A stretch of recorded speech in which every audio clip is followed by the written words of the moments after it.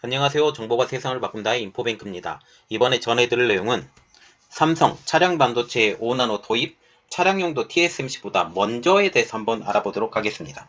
여러분의 구독, 좋아요 한 번씩 눌러주시고 이야기를 시작을 해보도록 하겠습니다. 삼성은 지난 7일 온라인으로 열린 삼성 파운드리 포럼 2021에서 3나노를 TSMC보다 먼저 양산한다고 선언을 했죠. 여기에 그 배경은 TSMC는 지금 3나노 양산을 뒤로 밀쳤고 삼성전자는 3나노 양산을 앞으로 땡긴 이 상황에서 이게 역전이 돼버린 거죠. 시기한이. 여기에 여러가지 다른 주제로 발표를 했지만 또 눈에 띄는 내용은 모바일 어플리케이션의 프로세스에 주로 사용되어 왔던 5나노 미세 공정을 이제 차량용 반도체에 적용한다라고 발표를 한 것이죠.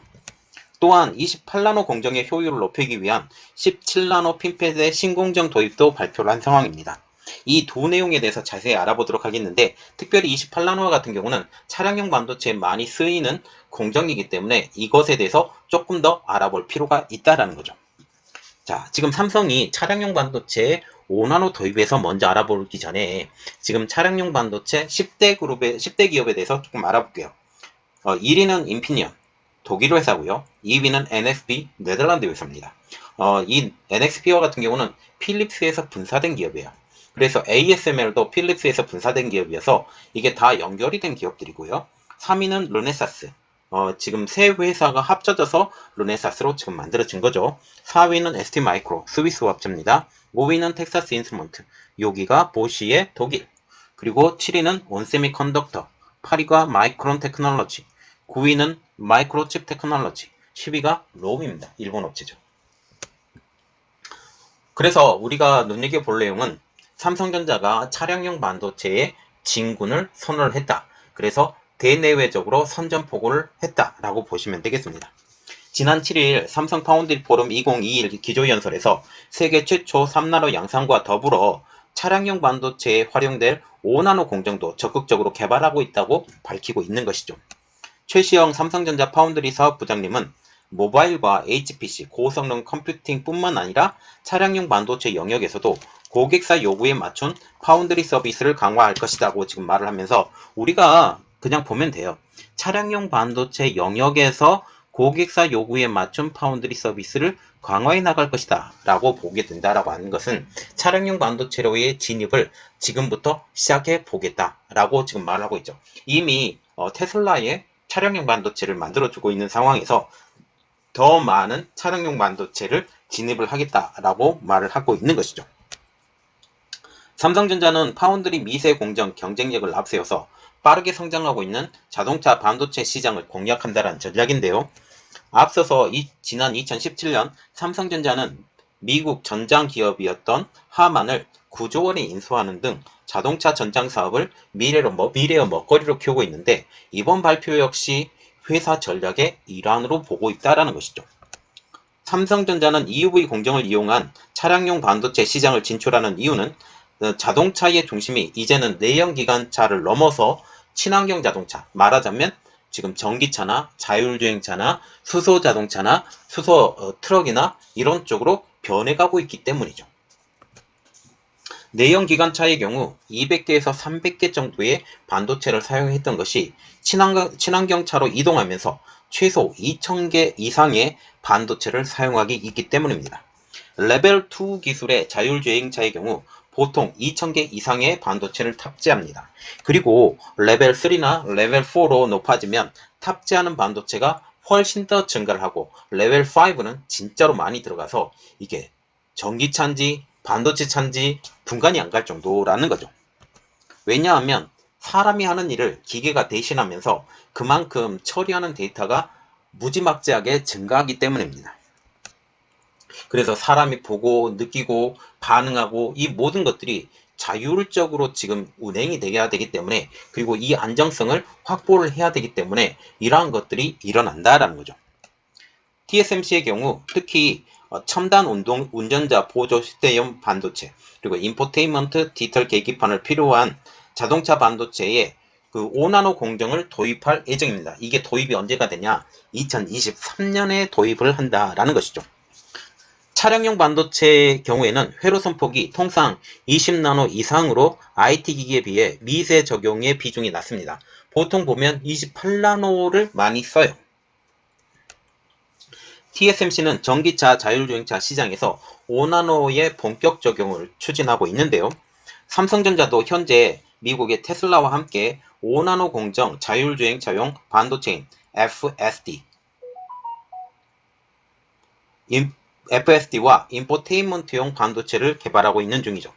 테슬라 FSD 설계도 삼성이 일부 지원한 것으로 지금 알려지고 있습니다.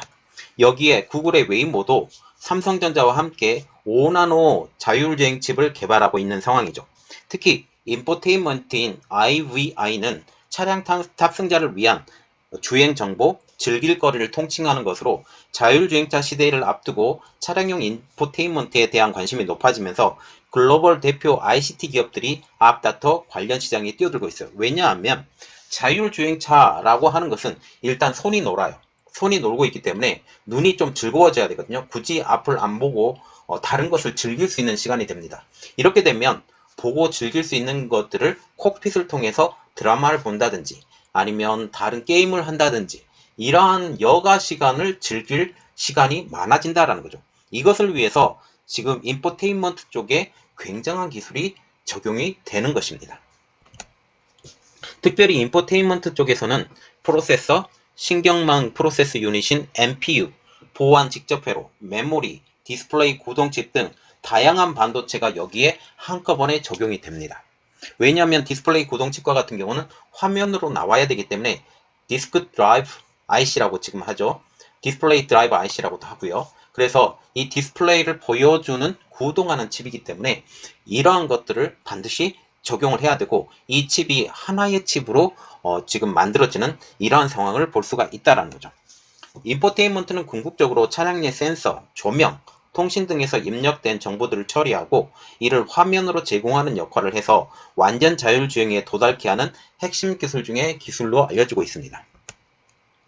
이를 위해 칩의 성능이 중요한데 반도체 회로가 미세할수록 같은 면적의 더 고용량, 고효율 제품을 만들 수 있어서 최신 공정인 5나노가 적용된 반도체를 만들기 위해 테슬라와 웨이모가 삼성전자와 협력하는 것입니다. 삼성전자는 2019년부터 테슬라의 14나노 칩을 미국 오스틴 공장에서 테슬라에 공급해 오고 있는 상황이죠. 이 칩은 테슬라가 지난 2019년 선보인 오토파일럿이라고 하는 FSD, Full Self Driving, 자율주행이에요. 완전 자율주행이라는 제품입니다. FSD가. 이렇듯 자율주행차로의 전환으로 자율주행을 주관하는 칩과 인포테인먼트 칩의 최신 공정 5나노가 필요하게 되었고 삼성전자는 이에 발맞춰서 차량 반도체 5나노 도입을 선언을 한 것이죠. 지금 이것이 테슬라의 FSD 칩인데 특별히 여기서 FSD 칩은 이겁니다. 지금 이거 테슬라. 예, 이게 FSD 칩이에요. 이것을 자세하게 그림으로 표현이 되어 있는 게 지금 FSD 칩이 이렇게 나와 있죠. 아까 언급했었던 거 UBQ0180 이건데 이것을 이 후공정을 하면서 이 덮개가 씌워지거든요. 이 덮개를 딱 떼보면 이 직사각형 모양으로 나온다고 하거든요. 이 직사각형 모양을 다시 크게 확대를 시켜보면 이 모양이 나옵니다. 지금 이 모양이 나와서 이 모양으로 지금 표현이 되는 것을 지금 보고 있는 것이죠. 여기 보면 카메라를 움직이는 것, GPU도 들어가고요. NPU도 들어가고요. NPU. 그리고 쿼드코어, 코텍스. 지금 ARM 시스템에 지금 CPU를 적용하고 그리고 또 LPDDR4. 지금 LPDDR4 같은 경우 램이죠. 여기 램까지 다 포함되어 있는 램까지 다 포함되어 있는 지금 시스템이죠. 시스템 시큐리티 시스템까지 지금 다 나와 있습니다. 그래서 테슬라 FS 칩 내부 자료는 위키칩에서 따왔습니다. 자, 그리고 17나노 핀팩 공정도 소개를 했는데요. 삼성전자는 이날 포럼에서 신기술인 17나노 핀팩 공정도 소개를 했습니다. 17나노 핀팩 공정은 28나노 공정 대비 성능은 39%, 전력 효율은 49% 향상된 것이 특징인데요. 여기에 기존 대비 43%나 면적이 줄어버렸어요. 그래서 더 적은 면적을 가지고 더 고효율을 내는 이러한 칩을 생산할 수 있는 지금 17나노 양산 시스템이에요. 기본적으로 제가 아까 서두에도 언급을 했다시피 28나노와 같은 경우는 자동차 반도체에 많이 사용이 됩니다. 자동차 반도체에 많이 사용이 되는데 이 자동차 반도체에 많이 사용되는 28나노를 더 공정의 효율을 만들기 위해서 17나노 공정을 공개를 했고 공정을 소개를 했고 이것을 소개를 해서 지금 만드는데 지금 이것과 같은 경우는 이미지 센서 28나노 공정에 주로 활용되는 이미지 센서와 모바일 DDI 디스플레이 드라이버 IC라고 하는데 이것을 적용할 수 있어서 사용처가 지금 다양하다라고는 말이 나오고 있어요. 특히 28나노의 경우 자동차용 반도체가 많이 사용이 되는데 이번 17나노 핀팩 공정의 발표로 더 적은 반도체를 만들어 28나노 제품을 자동차에 도입할 가능성도 높아져 가고 있다라는 것이죠. 도입할지 안 할지는 모르겠어요. 도입할지 안 할지는 모르지만 지금 차량용 반도체가 지금 200개에서 300개가 돼 있었던 것을 지금 2000개가 넘는 것으로 해야 되고 특히 자율주행 3, 4단계로 넘어가면 지금 이게 2000개뿐만 아니라 3000개까지 늘 수 있어요. 이렇게 되면 반도체 숫자를 줄여야 되는 필요성이 당위성이 지금 하게 되면서 이 반도체를 여러 개로 합치는 그래서 MCU와 같은 경우도 MCU가 각각 한 4개 이상이 들어가는데 이 MCU 숫자를 줄이면서 이 기능을 높게 하는 반도체 하나로 묶어버리는 이러한 상황까지 만들 수 있다는 것이죠. 이번 17나노 핀팩 공정을 발표는 이미지 센서, 모바일 DDI뿐만 아니라 자동차 반도체에도 적용할 가장 좋은 적합한 기술이라는 것이죠. 28나노의 경우 대부분 8인치 웨이퍼 팹으로 사용을 하고 있습니다. 그래서 지금 삼성전자가 발표한 17나노 공정 같은 경우는 지금 이 적용이 8인치 웨이퍼 팹으로 들어갈 건지 아니면 12인치 웨이퍼 팹으로 들어갈 건지에 대해서는 자세하게 발표도 되진 않았어요. 그러나 지금 12인치 웨이퍼 팹까지 넘어가서 작업을 할 수 있다. 그 가장 큰 이유는 TSMC도 그렇게 지금 하고 있기 때문이죠. 그래서 소량 다품종을 하는 게 기본적으로 파운드리인데 램 형식처럼 지금 소품종 다량 제품으로 만들어갈 수 있기만 하다면 이게 가능해진다라는 거죠. 그러면 왜 삼성전자가 차량용 반도체에 진출하냐 그 이유가 무엇이냐에 대해서 조금 자세히 알아보도록 하겠습니다. 지금 TSMC가 5나노 공정을 차량용 반도체 시장에 진출을 선언하고 있는 가운데 삼성전자도 그에 대응하려는 전략으로 보이고 있다는 거죠. 그리고 특별히 TSMC 테슬라와 그리고 웨이모 이쪽에서 차량용 반도체를 만들어 달라라고 지금 얘기가 나오고 있고 공동으로 개발하고 있는 상황에서 이것을 굳이 안 할 필요도 없어요. 돈이 되니까. 그리고 5나노 공정으로 지금 들어가기 때문에 5나노 공정으로 들어가는 이 단가도 높이 받을 수 있다. 그리고 여러 가지 기능들이 거기에 D램도 들어가죠. 여러 가지 것들이 같이 섞여서 들어가기 때문에 더 기능들이 좋은 기능들을 만들어낼 수 있다. 라는 측면까지 우리가 볼 수 있다라는 거죠.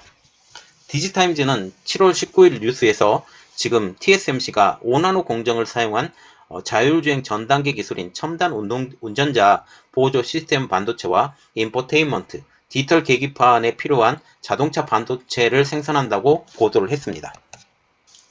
TSMC와 같은 경우는 2022년 3분기부터 5나노 적용 차량용 반도체를 양산할 계획이에요. 그래서 올해는 아니고요. 1년 후인 2022년 3분기라는 것이죠. 그러면 삼성전자는 더 일찍 할 수도 있겠다라고 지금 생각을 하죠. 물론 삼성전자가 지금 TSMC의 FSD를 지금 개발해 주는 것을 2023년으로 보고 있기 때문에 더 빨리 될 수도 더 늦게 될 수도 있다라는 거죠.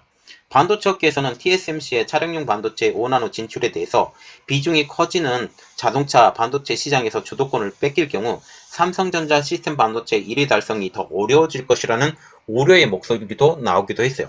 그동안 삼성전자는 차량용 반도체에 진출하지 않았던 가장 큰 이유가 수익성이 떨어지기 때문에 진출하지 못했어요. 그런데 NXP를 사서 여기에 진출을 하고자 지금 얘기를 했었죠. 그런데 이게 무산이 됩니다. 높은 가격 때문에.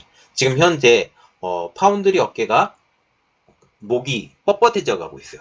뻣뻣해져 가고 있고 이전에 예상했던 가격보다 훨씬 더 높은 가격을 지금 부르고 있는 상황이기 때문에 NXP의 인수가 거의 무산된 것처럼 지금 알려지고 있는 상황이죠. 자, 그런데 지금 삼성전자와 같은 경우는 왜 차량용 반도체로 진입하지 못했냐? 예를 하나 드릴게요. 모바일용 어플리케이션 프로세서와 같은 경우는 평균 판매 가격이 $10 이상입니다. 지금은 조금 더 올라가 있는 상태예요. 이전 자료를 가지고 제가 얘기를 드리니까. 그런데 차량용 MCU와 같은 경우는 판매 가격이 $1 정도밖에 되지 않습니다. 지금은 한 $2, $3까지 올라갔다라는 내용이 지금 나오고 있어요. 또한 교체 기간도 차량의 수명과 비슷한 10년에서 15년 이상으로 세팅이 되어야 됩니다. 그만큼 단단해져야 된다는 거죠. 그래서 이게 소모품은 소모품인데 교체 주기가 굉장히 느려요. 교체 주기가 굉장히 느리기 때문에 차량이 한번 나갔다가 폐차될 때까지 거의 대부분 사용되고 있는 게 지금 차량용 반도체예요. 물론 그 전에 숄트가 먹어서 바꿔지기도 하지만 거의 대부분 바꿔지지 않고 한 10년에서 15년 쓰면 차량이 지금 폐차가 되는 상황이 되기 때문에 거의 대부분 보면 차량이 수명이 끝날 때까지 같이 그게 반도체가 이어져 간다라고 보시면 되겠습니다. 그리고 마이너스 40도에서 155도의 온도 조건까지 견뎌야 돼요. 왜냐하면 엔진 룸에 들어가는 차량용 반도체와 같은 경우는 굉장히 높은 온도에 견딜 수 있어야 되겠죠. 그렇기 때문에 이렇게 되고, 또한 극한 지방에 또 지금 가서 움직여야 되기 때문에 마이너스 40도에서 155도. 그런데 일반 반도체와 같은 경우는 0도에서 한 40도 기준으로 이 온도 조건이 맞춰져요. 그렇기 때문에 더 극한 상황에서 쓸 수 있는 반도체를 만들기 때문에 생산 단가가 더 높아질 수밖에 없는 거죠. 그럼에도 불구하고 지금 반도체를 그 가격을 받는 자체가 엄청나게 싸다라는 거죠. 그리고 재고 보유 기간도 30년까지 돼야 됩니다. 물건이 한번 판매가 되고 이 브랜드 가치의 수명 기간까지 지금 같이 운용이 돼야 되고, 어떤 차는 그 모델 체인지가 별로 되지 않아서 이런 것들이 별로 없을 수 있지만 지금 현 상태는 별로 그렇지 않죠. 내연 자동차를 기준으로 하면 말이죠. 그러나 전기차, 특히 자율주행차로 대세가 넘어가면서 상황이 많이 바뀌게 됩니다. 많은 기능이 포함된 칩을 생산해야 되기 때문에 좀 더 첨단 칩이 필요하게 된 것이죠. 이러한 상황에서 삼성전자는 차량용 반도체에 5나노 공정을 적용하겠다고 나서게 있는 것입니다. 여기에 2000개가 넘는 반도체의 숫자를 줄여서 차량의 무게도 조금 줄여야 되는, 물론 이 차량용 반도체가 크기의 제한을 받지는 않기 때문에 그런 것은 별로 문제가 되지 않지만, 이 반도체가 2000개가 넘어가고 물론 이 무게가 별로 되진 않지만 이것을 조금 더 줄여서 효율을 높여야 될 필요성이 제기가 된다는 거죠. 일반 내연 자동차 같은 경우는 전기를 소모되는 게 별로 없어요. 그리고 지금 첨단 공정을 사용하면 할수록 전력 소모가 줄어들기 때문에 이러한 부분에서도 반도체 숫자를 줄이는 것도 굉장히 중요한 내용이 되는 거죠.